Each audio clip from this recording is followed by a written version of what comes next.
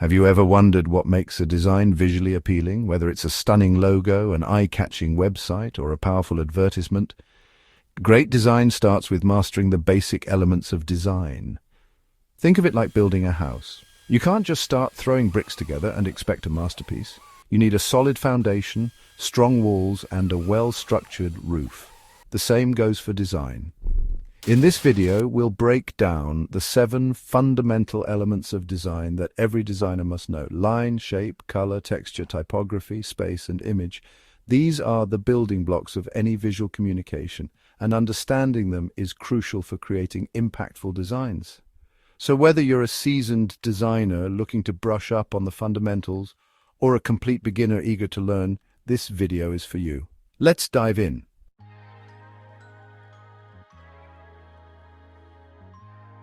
First up, we have lines. Lines are the most basic yet powerful element in design. They're the foundation upon which everything else is built. Think of lines as the strokes connecting 2 points, creating paths for our eyes to follow. But don't let their simplicity fool you. Lines are incredibly versatile and can evoke a wide range of emotions and messages. A straight line conveys structure and formality, while a curved line adds elegance and movement. Zigzag lines inject energy and excitement into a design, while dotted or dashed lines can suggest a sense of direction or even incompleteness, leaving the viewer wanting more.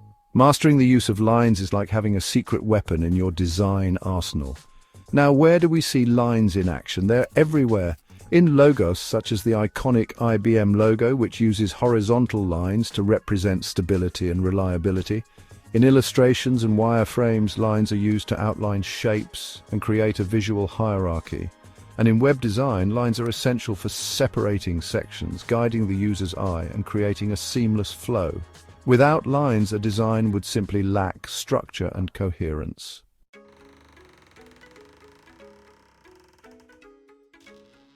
Think about some of the most memorable logos you know. Chances are they utilize lines in a clever and impactful way. Take the Nike swoosh, for example. That single dynamic curved line represents movement, speed, and victory, all in one simple stroke. Or consider the FedEx logo. Notice the subtle arrow formed between the E and the X. That hidden arrow cleverly communicates the company's core service, delivering packages quickly and efficiently. Lines can also be used to create a sense of depth and dimension in a design. By using lines of varying weights and styles, you can create the illusion of foreground and background, adding visual interest and guiding the viewer's eye through the composition. So the next time you're working on a design, don't underestimate the power of a well-placed line. Experiment with different types, weights, and orientations to see how you can use this fundamental element to enhance your designs and communicate your message effectively.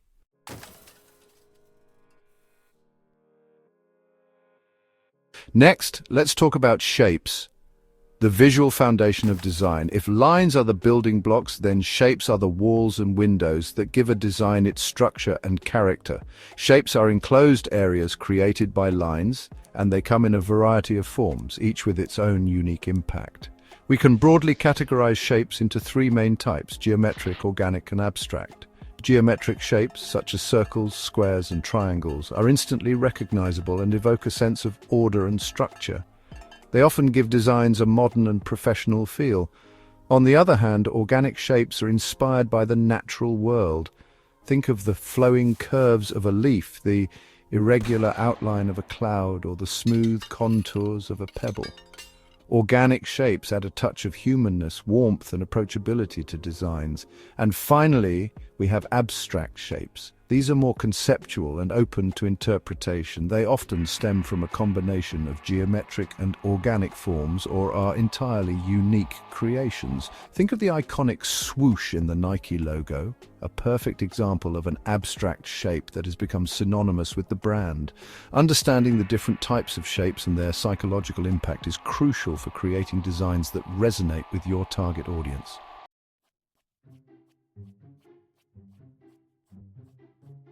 Now let's dive a little deeper into the psychology of shapes and how they can influence our perception. Circles, for instance, often represent unity, wholeness, and eternity.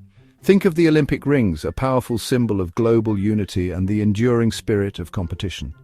Triangles, with their pointed peaks and stable bases, symbolize stability, energy, and even aggression. It's no coincidence that brands like Delta Airlines and Adidas use triangles in their logos to convey a sense of strength and dynamism. Squares, on the other hand, are all about trust, stability, and professionalism. They represent order, logic, and security, hence their prevalence in logos for banks like Chase and American Express. By understanding the subtle messages conveyed by different shapes, you can make more strategic design choices that align with your brand identity and resonate deeply with your audience.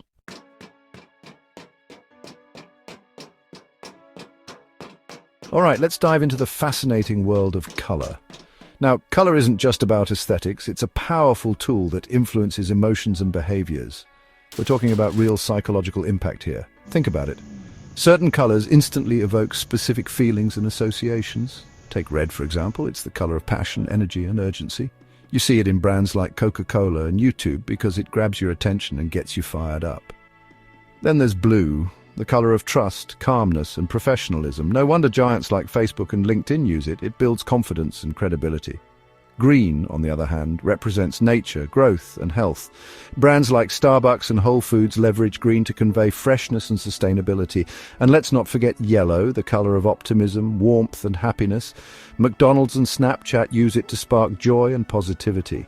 Understanding color psychology is crucial for any designer. You need to pick the right colors to elicit the desired emotions from your target audience. It's about aligning your color choices with your brand message and values.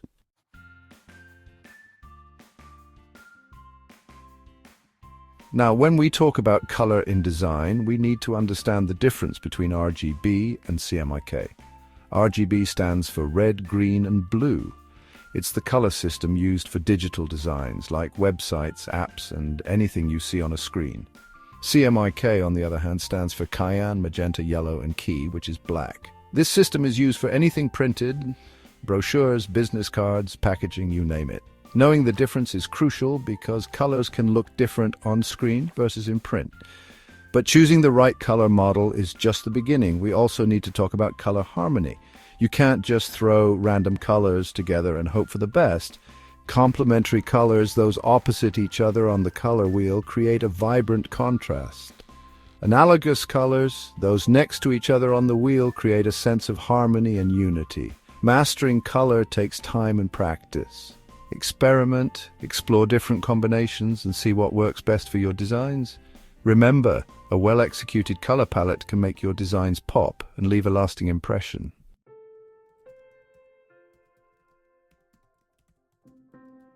Let's move on to texture. Now, you might be thinking, texture? Isn't that more of a physical thing? And you'd be right, but texture plays a vital role in design, even in the digital world.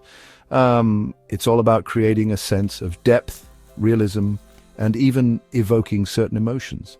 Think about the difference between a smooth, polished website background and one with a subtle paper texture. The paper texture instantly adds a touch of warmth, craftsmanship, and even nostalgia. It makes the design feel more tangible, more human. Now, we have two main types of texture in design: visual texture and physical texture. Visual texture is created digitally. Think about those realistic wood, concrete, or fabric textures you see in websites and apps. They add visual interest without actually being physically textured.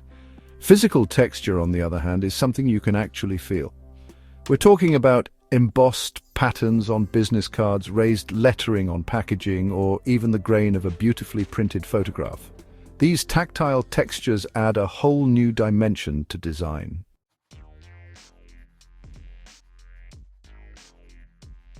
So, how do we actually use texture effectively in design?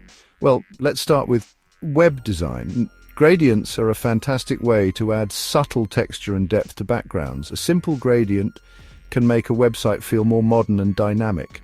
In packaging design, texture is crucial for creating a premium look and feel. Think about a high-end chocolate bar with matte black packaging and a slightly raised logo. It feels luxurious even before you open it.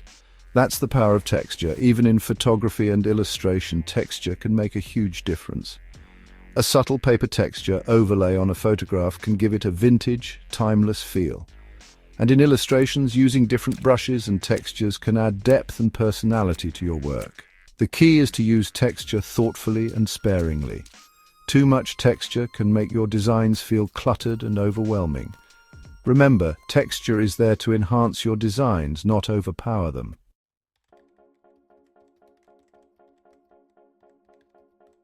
Now, let's talk about one of my favorite design elements: typography. Typography is the art and science of arranging type to make it legible, readable, and visually appealing. It's more than just choosing a font. It's about understanding how typefaces work together, how spacing affects readability, and how to create hierarchy and emphasis. First up, let's break down the main types of fonts. We have serif fonts, like Times New Roman, which have those little feet at the end of each letter. Serifs convey a sense of tradition, trustworthiness, and authority. They're often used in books, newspapers, and formal documents. Then we have sans serif fonts, like Arial and Helvetica, which are clean, modern, and minimalist. They don't have those little feet, giving them a more contemporary feel. You'll often see sans serif fonts used in websites, apps, and branding for tech companies. And finally, we have script fonts, which mimic handwriting and are often used for decorative purposes. Think wedding invitations, restaurant menus, or anything that needs a touch of elegance and personality.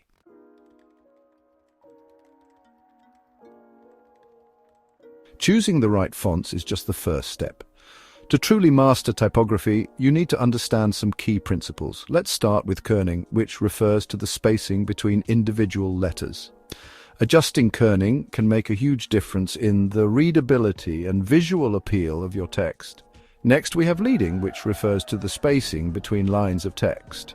Proper leading ensures that your text is comfortable to read and doesn't feel cramped or too spread out. A good rule of thumb is to aim for a leading that's slightly larger than your font size. We also need to talk about hierarchy. In any design, you want to guide the reader's eye and emphasize certain elements over others. You can achieve this by using different font sizes, weights like bold, regular, light, and even color to create contrast and visual interest. Typography is a deep and rewarding field of study. By mastering the fundamentals and paying attention to detail, you can elevate your designs and create a lasting impression on your audience. Remember, good typography is invisible, it just works.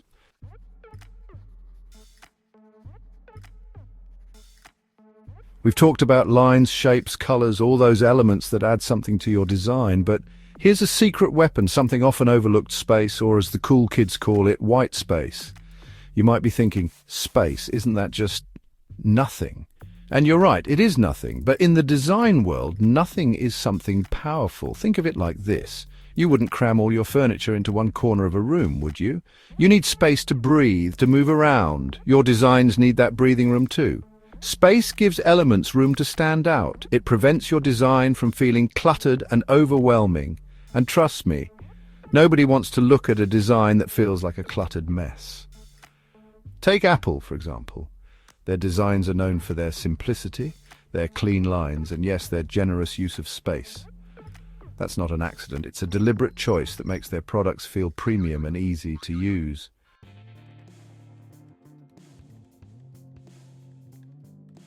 So how do you use space effectively? First, think about readability. Adequate spacing between lines of text, between paragraphs, around images, it all contributes to a more pleasant reading experience. Next, use space to create focus. Want to draw attention to a particular element, like a call to action button? Give it some breathing room, let it stand out from the crowd. The more space around an element, the more prominent it becomes. Don't be afraid to experiment with different amounts of space. A little goes a long way, but sometimes a bold use of negative space can make a powerful statement. Think of it like a dramatic pause in a speech. It creates anticipation and impact. Remember, space isn't just about aesthetics, it's about functionality too. It's about guiding the user's eye, creating a clear hierarchy of information, and ultimately making your design more effective. So embrace the power of nothingness and use space to your advantage.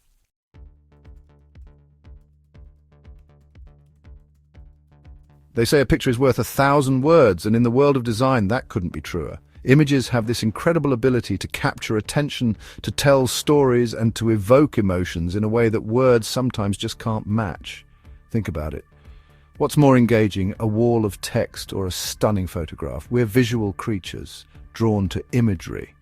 And when used effectively, images can take your designs from good to unforgettable. Now, when I say images, I'm not just talking about photographs. Illustrations, icons, graphics, they all play a crucial role in design. Each type of imagery has its own strengths and can be used to achieve different effects. For instance, photography is great for realism, for showcasing products or capturing real-life moments. Illustrations, on the other hand, allow for more creativity and personality. They can be whimsical, sophisticated, or anything in between.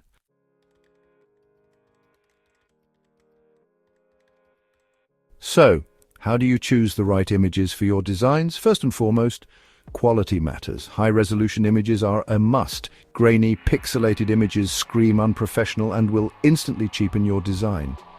Next, think about consistency. Just like with your color palette and typography, you want your images to have a cohesive look and feel. Whether you're going for a bright and airy vibe or a dark and moody aesthetic, make sure your images reflect that. Relevance is key. Don't just throw in random images for the sake of it. Each image should serve a purpose, whether it's to illustrate a point, evoke a certain emotion, or simply make your design more visually appealing. Finally, don't underestimate the power of custom imagery. While stock photos have their place, custom illustrations or photographs can elevate your brand and make your designs truly stand out. Remember, the right images can make all the difference in creating a lasting impression.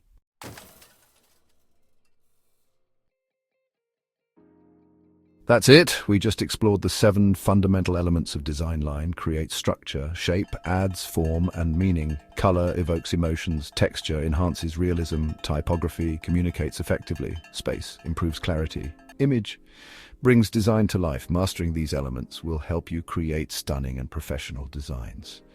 Remember, design is a journey of continuous learning and experimentation. Don't be afraid to try new things, break the rules, and find your own unique style. Question for you. Which design element do you find most important? Comment below. Don't forget to like, share, and subscribe for more design tips. See you in the next video.